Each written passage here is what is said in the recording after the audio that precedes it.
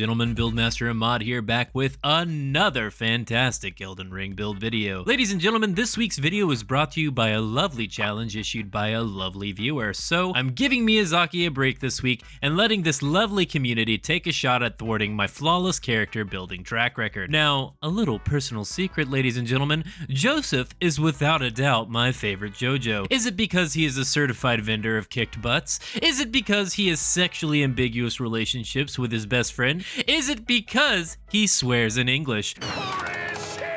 Who can say? But understandability and homoeroticism aside, to me, Joseph is the quintessential JoJo. So sit back, relax, and if this video gives you a laugh, then the like button. And without further ado, let's dive into the lands between and create the perfect JOSEPH JOESTAR. Ladies and gentlemen, in order to create the perfect Joseph, we must first perfectly understand him. So, Joseph has his fists, the ability to use Hamon, a whip, the ability to create a Hamon barrier, clackers, the ability to turn those clackers into a boomerang, his stand, Hermit Purple, and last, but certainly not least, Joseph has the Joestar secret technique. Whew.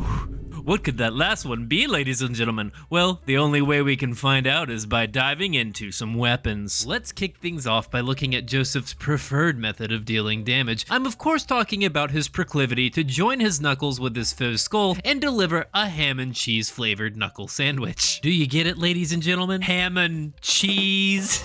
Yes, don't worry, I'll be here all week. Comedy gold aside, it wouldn't be a JoJo's character if we didn't focus on some punching. So to give us that gloved aesthetic look that Joseph rocks throughout Battle Tendency, we are going to be using the Kestis. In addition to the Kestis, we will be using another weapon that debuted in Battle Tendency, but carried over into the following season, Stardust Crusader. I'm of course talking about Joseph's whip. Joseph is shown wielding a whip against the Pillarman, and what's this? Oh, look, ladies and gentlemen, our fine chap Joseph is cutting a stone person's face in half with his whip. How charming. This is actually an incredibly easy weapon to reflect by simply using the whip weapon in Elden Ring. But let's say that you want your whip to look a little more Hermit Purple-y, then you can of course use the Thorn Whip and get that barbed vine appearance representing Joseph's stand. Ladies and gentlemen, now that we have our weapons selected, how are we going to infuse them so that we can create the perfect Joseph? Well, ladies and gentlemen, JOSEPH JOESTAR is a 6'5",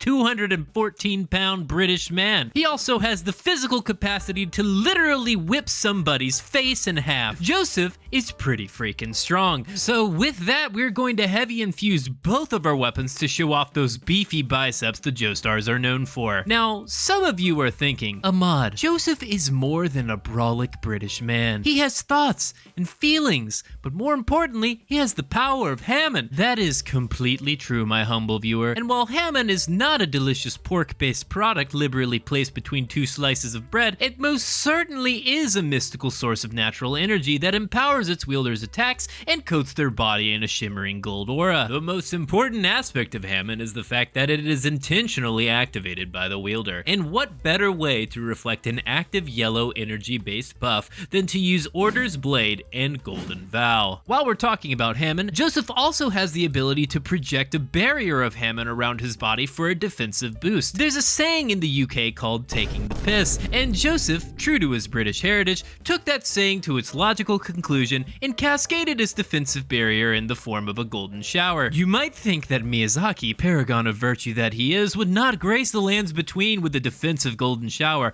However, ladies and gentlemen, that is not the case, as I present to you Protection of the Erd Tree. Our final incantation will help us to reflect Joseph's projectile weapons, his clackers. Now, Joseph has a pair of ball-bearing type weapons attached to some string, and through the power of Hamon, he's able to turn these tungsten testicles into a magic boomerang. Ladies and gentlemen, in order to achieve the effect of a Hamon boomerang, we will need to use the Discus of Light incantation. Now, ladies and gentlemen, we can't talk about Joseph without talking about his stand that he received in Stardust Crusaders. I'm of course talking about Hermit Purple. We've already covered the ability to wield Joseph's Hermit Purple as a weapon using the Thorned Whip weapon, but there are still two more aspects of Hermit Purple that we have failed to cover. You see, Joseph not only has the ability to wield his stand like a whip, but also has the ability to spontaneously erupt thorns out of his body and shred his enemies to pieces through an endless onslaught of tiny tiny pricks. So, what better way to represent our own Joseph's ability to generate a briar patch on his body than with the Briars of Sin sorcery? This sorcery is extra special, ladies and gentlemen, because it is a sorcery that scales with faith, meaning that we won't need to inefficiently split our character's stats for the sake of creating the perfect Joseph. In addition to all this, the Briars of Sin have a second attribute that make them the perfect spell for our perfect Joseph. You see, while Joseph's stand has unique offensive and defensive capabilities, that is not its primary purpose. Hermit Purple has a unique interaction with cameras and televisions where it destroys the piece of technology in order to provide its wielder a glimpse into the future. Now, ladies and gentlemen, you may be thinking, there's absolutely no way that we can have predicting the future enter into the lands between. Well, ladies and gentlemen, let's just see about that. Okay, see, I've cast Briars of Sin, and there's my conveniently placed television. Oh, you died. What does that?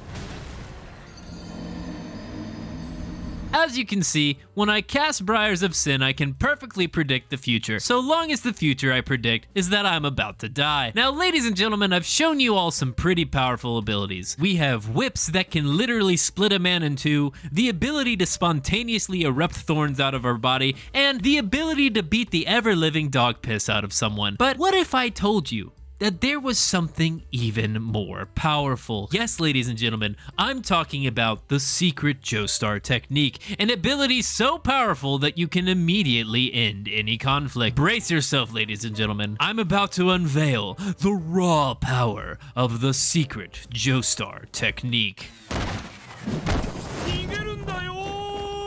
Oh, look at that glorious image. Goodbye, Melania. You won't catch me participating in your optional masochism.